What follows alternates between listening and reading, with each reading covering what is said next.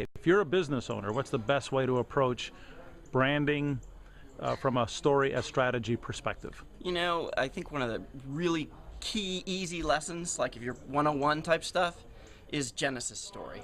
And if you look at every single superhero movie, right, the first one in the franchise, it always starts with the Genesis story that tells you how the superhero got his powers, right, what his mission is, and that he's worth rooting for. He's a good guy.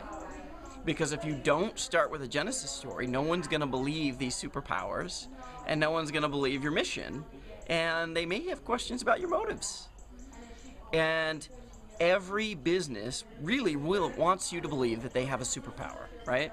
That they're going to sweep in and save some aspect of your life for you, right? Don't worry, we'll get the carpets clean. Don't worry, we'll do your taxes for you, or we'll make sure your AC's working.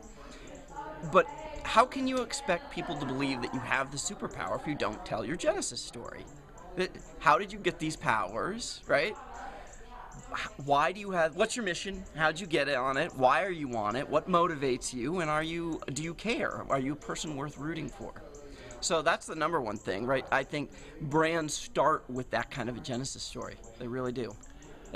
Especially for a small owner-operated business, for sure.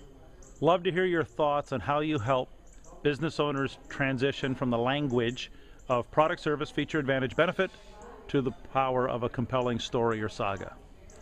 Well, I think one good way of thinking about it is in advertising, everybody understands the acronym WIFM, W-I-I-F-M, what's in it for me, right? And what's in it for me, that is the language of product, feature, and benefit, and price, and why should I care, right? What is this going to do for me? But whenever you're telling somebody, hey, you're going to get this fabulous frickin' deal, right? Or this is really high value, or you need to do this, the natural question is, what's in it for you? What's in it for you, the business owner? Why are you doing this, right? If you could be selling it at a 200% markup and you're not, or you could be cutting corners and you're not, what's in it for you? And once you start thinking, well, what is in it for me? Then you start talking about story, because you start talking about values. What are the things you're doing because you just won't do it any other way, because it's a reflection of who you are? And once you transition someone to think that way, then all of a sudden you make that language transition. What's the best practical example you can think of? Of what I've just said? You know, I would say, from my own experience, Jeff Sylvester of James Sylvester Enterprises does talk about growing up being the boss's son of a barn building company. And his dad being, being the boss's son means you have to work harder than anybody else just to prove you should be here. And that you're not some, this is not some nepotistic piece of shit, right? Excuse the language, but... So we tell that story of him, like his dad riding him real hard, and it's sort of a replay of the Columbia Tough Mother. You remember those ads with a tough mother, and she's product testing all the things on her son, and it's that thing. The dad's riding him hard and instilling in him this idea that you have to build it right. You're not going to put your name on something half-assed.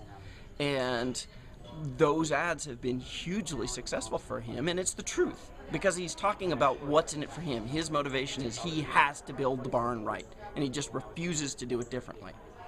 And, other builders will take something from your barn to get a lower price. He's not going to do that. And if it costs him the business, then so be it. And I think any good message, if you're saying, oh, I'm going to do this for you, you have to say, at what cost? What cost are you willing to bear to do that?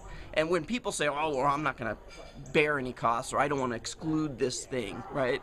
Then the message becomes wishy-washy and crap.